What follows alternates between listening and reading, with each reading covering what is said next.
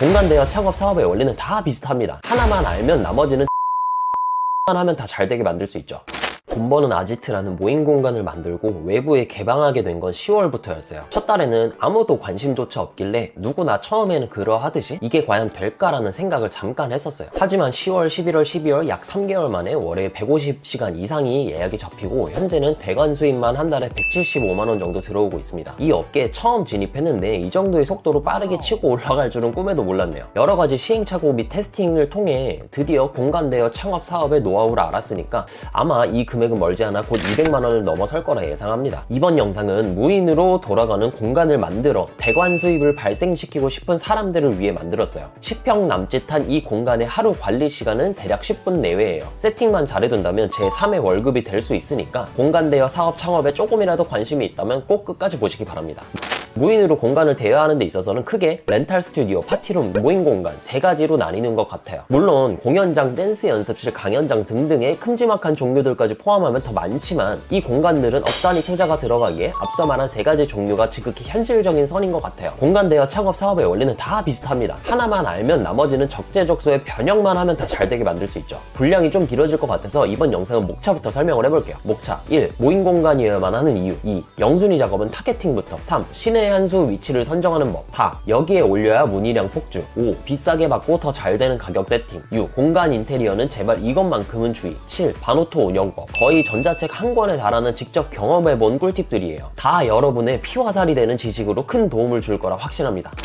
1번 모임 공간이어야만 하는 이유 세 가지 중 제가 모임 공간으로 선택한 가장 큰 이유는 제가 직접 모임을 운영하면서 비용을 충당하기 위함이었어요. 10만원의 회비를 걷는 6인 모임 하나를 월 단위로 운영하더라도 월세에 아주 큰 보탬이 되죠. 이는 많은 스트레스를 줄여주고 숨통이 트이는 효과를 냅니다. 많은 부동산 투자자들이 공실이 없다는 가정을 하고 투자에 대한 수익률을 계산하지만 막상 건물을 사면 임차인을 구하지 못하는 경우가 비일비재합니다. 그렇게 이자를 감당하지 못하고 영끌에 더해 또다시 빚을 끌어모으죠. 저는 이 망상에 가까운 그림을 단번에 탈피하기 위해 월세의 반절은 커버할 수 있는 모임 공간 유형을 선택했고 이곳에서 주간계획 스터디와 탑티처를 운영하고 있는 중이에요. 이렇게 사람들이 모여 학습을 하는 공간적 성격은 굳이 스터디룸이 아니더라도 회의실과 세미나실까지 확장될 수 있어요. 반대로 보자면 비싼 파티룸에서 회의를 할 이유가 없고 렌탈 스튜디오에서 미팅을 하기에는 불편하겠죠. 모임 공간은 가장 기본적으로 책상과 다 함께 볼 빔이나 TV만 있으면 되기에 렌탈 스튜디오나 파티룸 같이 특별한 컨셉이 존재하지 않아도 경쟁력에는 하나도 문제가 될 게 없어요. 이는 인테리어에 무감각한 일반적인 평범한 사람도 이 비즈니스를 운영할 수 있다는 말이기도 합니다. 또한 같은 이유의 연장선으로 공부를 하거나 회의를 할 때 불편한 점이 없다면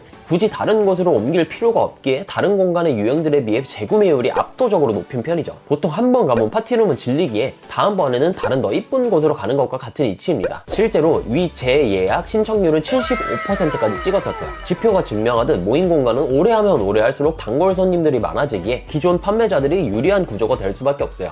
2번 영순위 작업은 타겟팅부터 우리가 비즈니스를 할 때 철학부터 세팅해야 그에 맞는 페르소나, 퍼스널 컬러, 마케팅 채널 등등이 나오듯이 공간 대여자는 타겟부터 설정해야 합니다. 이게 첫 순서가 아닐 경우 무조건 망하게 되죠. 여기서 말하는 타겟은 공부를 하는 공간인지 파티를 하는 공간인지 촬영을 하는 공간인지를 의미합니다. 위 세 개의 사진만 봐도 장소라는 건 그 성격에 따라 극명하게 쓰임새가 달라지는 걸 볼 수 있죠. 하지만 매달 나가는 월세가 아까워서 이것도 저것도 다 할 수 있는 맞는 공간이라고 규정 짓는 경우가 많아요. 이게 가장 최악의 시나리오입니다. 타겟을 먼저 정해야 우리는 마케팅이라는 걸 효율적으로 할 수가 있어요. 마케팅은 누구에게나 노출되어야 하는지가 명확해야 예산을 드라마틱하게 줄일 수가 있어요. 플랫폼에서 1만원대 최소의 비용으로 타겟팅 안에 타겟팅된 사람들에게만 광고할 수 있는 방법도 존재합니다. 이건 뒤에 4번에서 더 자세하게 설명해 드릴게요. 사실 그 외적인 파티룸이나 스튜디오적 성격은 고객들이 알아서 활용해요. 돈 버는 아지트는 집단지성을 일으킬 수 있는 성장과 관련된 모임 공간이지만 실제로 유튜브 촬영 장소로 쓰는 분들도 있었고 연말에는 파티룸으로서 배달 음식을 시켜먹는 목적으로 이용하시는 분도 있었습니다.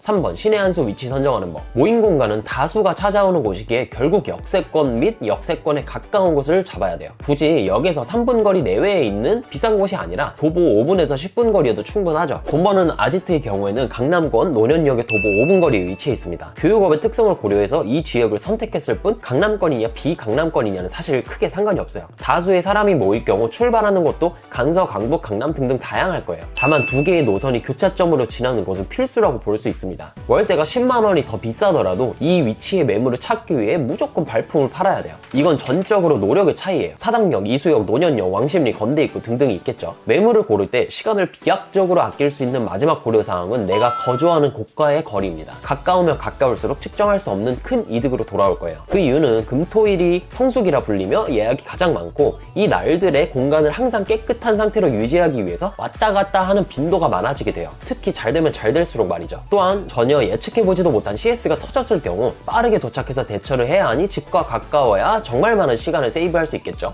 4번, 여기에 올려야 문의량 폭주. 공간 예약을 위해 입점할 수 있는 플랫폼들은 시중에 여러 가지가 있어요. 대표적인 건 네이버 플레이스 예약과 스페이스 클라우드, 빌리오, 모여, 아워플레이스 등등이 있죠. 그 중에서 가장 많이 쓰는 건 단연 네이버 플레이스 예약과 스페이스 클라우드입니다. 네이버는 지도상으로 노출이 가능하다는 기능적인 장점이 있고, 스페이스 클라우드는 이 업계에서 가장 많은 업체들이 입점해 있다라는 수요적인 강점이 있으니 자신의 상황에 맞게 선택을 하면 됩니다. 가끔 유튜브에서 보면 여러 곳에 등록해서 최대한 많은 노출을 해라 라고 주장하시는 분들이 있어요. 다 헛소리라고 보면 됩니다. 대관업은 유통업처럼 스스, 쿠팡, 자사몰 모두에 올려놓는다고 더 많이 팔 수 있는 게 아니에요. 한 곳에서 예약이 될 경우 다른 곳에 빈 시간을 막아야 하기에 오히려 관리에 투자해야 하는 에너지만 2배, 3배 이상으로 들어갑니다. 혹여나 성수기에 이중 예약이 될 경우 환불 처리를 하고 취소가 된 점 죄송하다는 안내까지 해야 되니까 트래픽 좀 먹자고 사서 고생하는 꼴이 되죠. 그러니 욕심은 좀 내려놓고 한 곳에만 입점을 하고 진득하게 후기를 쌓아 나가세요. 개인적으로 스페이스 클라우드를 이용하는 이유는 기가 막힌 광고 시스템 때문이에요.